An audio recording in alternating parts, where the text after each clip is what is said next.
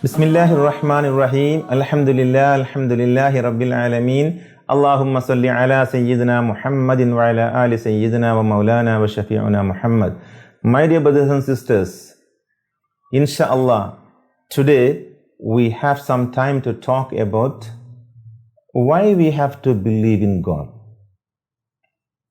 This is a beautiful question. Everyone asking why I have to believe in God. I can be a good man even without believing God. What is so important God in my life? And why I need God to become a good man? This question is very common today among all the sectors. Those who believe in God also, very unfortunate, they could not understand the true message of belief in God. And they also confuse, what is the significance of faith in me? If there is any particular changes taking place inside me because I believe in God?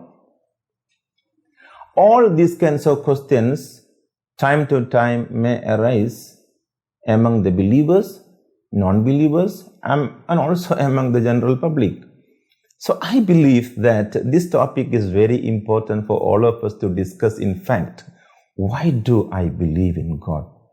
My dear brothers and sisters, we can have a counter question back to this question that what happens if I don't believe in God? What's wrong? What happens if I do believe in God? What's wrong? So does it make any difference? Those who believe in God and those who don't believe in God, in between both parties, no issues. They are all okay. Then after these two parties are living happily according to them, the third group coming to the scene and saying that it is compulsory to believe in God. Then only you can become a good human on earth. This is my point here. Would like to share with my dear brothers and sisters. We actually believers and we believe in God. Why we do believe in God? Because belief in God makes us human. Without belief in God, we are not perfection. We are not achieving the perfection with the character of a human. Because human, one single human, one individual, he is a world inside himself. Every human, inside him there is a world, and that world need to be administrated accordingly. And the person, he himself is not able to understand the world of his own administration.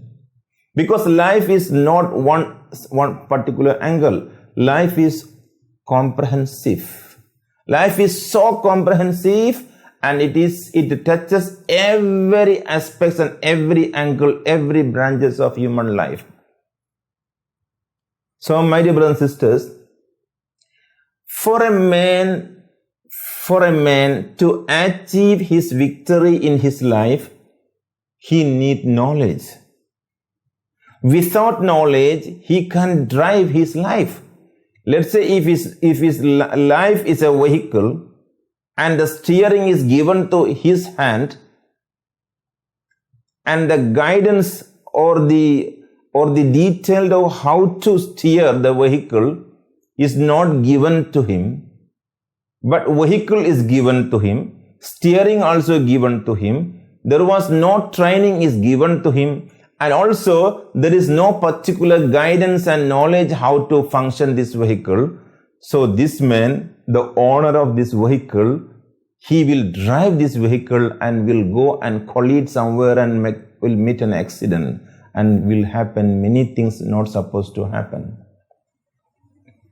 The beauty when we say that we have to have a God in our life, that actually the God who gives us direction in a detailed, elaborated, clear explanation how to lead our life on earth, how to steer the vehicle of life. My dears, where is this importance coming in our life? This importance coming in our life is in a very beautiful area where we should have to think, and we must spend some time to think about that. My dears, if we ask ourselves, what is knowledge? What is actually knowledge? Knowledge actually is something happening according to the Creator's decision. And that decision is beyond human imagination or human control. Why? Because Almighty, He became Almighty because He is knowledgeable. So His knowledge itself is one of the characteristic quality, or in Arabic we say sifat of Khaliqul Kawnain, the creator of the universe, Khaliqul Alam, the creator of this universe and everything, Almighty Allah subhanahu wa ta'ala. My dear brothers and sisters, there we can see one very beautiful point, that is Allah's knowledge. Only His knowledge, He is perfect. Only He has perfect knowledge. We do not have perfect knowledge because we are living in the time. We are living in the time.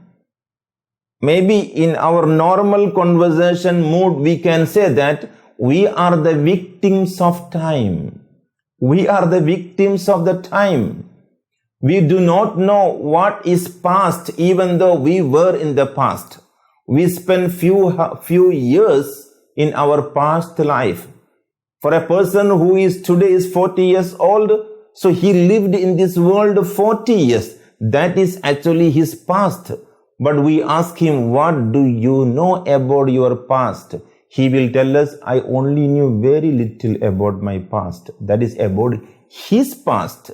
But there are uncountable numbers of human beings. They all have their different aspects of past. And not only human beings, all other creations or other makhluk in this universe also have their own past. The entire universe also have its own impact on its past. My dear brothers and sisters, we do not know much about the past. It's very clear.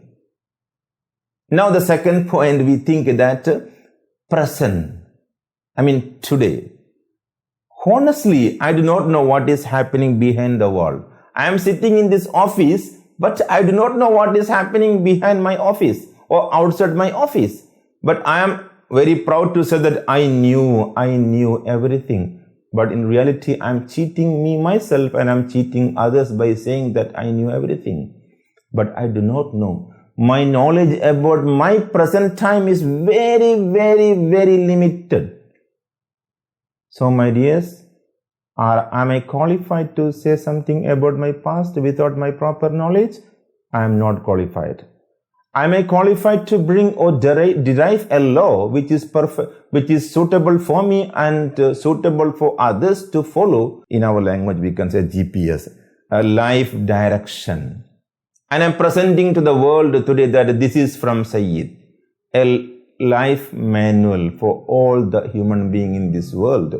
They will throw away my manual. They will say that your manual, who you are not even qualified to know, or you do not know about you yourself, about your present. And are you qualified to give to this world a way of life which is perfection, which is perfect for everyone to follow? So my dears, I am not qualified about my past. I am not qualified about my present. And the third point, am I qualified about my future? If I say about my future, I am zero. I do not know anything about my future. Because that is in the knowledge of the creator of this universe who created me. He knows about my future. I am not qualified. A person, an individual is not qualified to say something about the past except what he knew. But his knowledge is very, very limited and also subject to be questioned by others. And today, if I want to talk about the present, extremely I am not qualified because I do not know much about what is happening in this universe. So I am not qualified either. Then the third point is about the future. I am extremely unable to say anything about the future. So my dear brothers and sisters, we need a guidance from the Creator who created the time. So my dears, we have to look for that Creator. And that Creator in Islam we address as Allah subhanahu wa ta'ala. In all our brothers' religion, they also address Him by their respective names. Whatever it may be, God is only one and we worship that God. Okay, without that God, we are not able to derive a law which is perfected for our lifestyle. That is, my dears, first point, that we need a God for us to become a good man, to get a flawless way of life which is perfect, inshallah. Wabillahi tawfiq wal hidayah. Assalamu alaikum wa rahmatullahi wa barakatuh. Peace be on all of you, and Allah loves you.